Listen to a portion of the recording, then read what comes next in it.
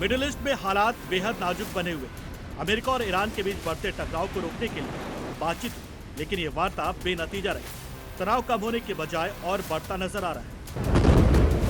उधर इजराइल ने लेबनान में हिजबुल्लाह के ठिकानों पर लगातार हमले तेज कर दिए हैं। हवाई हमले और मिसाइल स्ट्राइक की वजह से कई इलाकों में भारी तबाही देखने को मिल रही है। हालांकि अमेरिका में इस संघर्ष को लेकर मंथन की तैयारी है, लेकिन जमीनी हालात अभी भी बेहद तनावपूर्ण है। जंग के इस माहौल के बीच इजराइल के अंदर एक ऐसा फैसला लिया गया जो इतिहास बदल सकता है। ऐसा इसलिए क्योंकि दुश्मनों के खिलाफ जंग में इजराइल की शेरनियां उतरने जा रही हैं। इजरायली सुप्रीम कोर्ट ने सेना को बड़ा आदेश दिया है, जिसमें कहा गया कि अब नवंबर तक महिलाओं को आर्मर्ड कॉर्प्स यानी टैंक यूनिट में शामिल करने का ट्रायल शुरू करना होगा। अब तक इजराइल की महिलाएं मुख्य रूप से सीमा सुरक्षा और हल्की इन्फेंट्री तक सीमित थी, लेकिन अब महिलाएं फ्रंटलाइन पर टैंकर चलाएंगी, बड़े बड़े ऑपरेशन का हिस्सा बनेंगी, हथियारों और गोलीबारी का सामना करेंगी।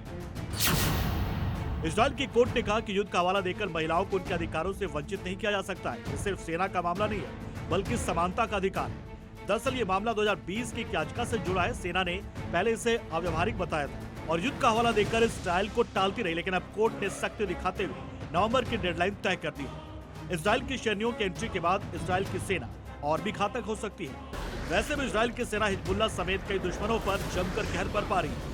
एक तरफ अमेरिका और ईरान में तनाव चरम पर है, जबकि दूसरी तरफ इजराइल और हिजबुल्लाह के बीच हमले जारी हैं। इजराइल ने लेबनान में हिजबुल्लाह के ठिकानों को निशाना बनाते हुए कई इलाकों पर हमले किए।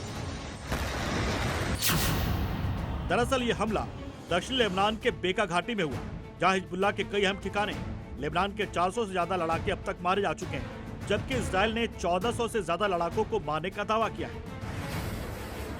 यानी एक तरफ इजराइल और हिजबुल्लाह के बीच जंग तेज हो रही, तो दूसरी तरफ उसी जंग के बीच इजराइल की सेना बदल रही है। हमास और हिजबुल्लाह के साथ जारी संघर्ष के बीच सैनिकों की जरूरत बढ़ रही है। ऐसे में महिलाओं की भागीदारी सेना के लिए रणनीतिक रूप से अहम हो सकती है। मिडिल ईस्ट में जहां एक तरफ जंग की आग भड़क रही है, वहीं दूसरी तरफ इजराइल में बराबरी की एक नई शुरुआत हो रही है। अब सवाल ये कि क्या ये फैसला युद्ध के समीकरण भी बदलेगा। Bureau report, C media.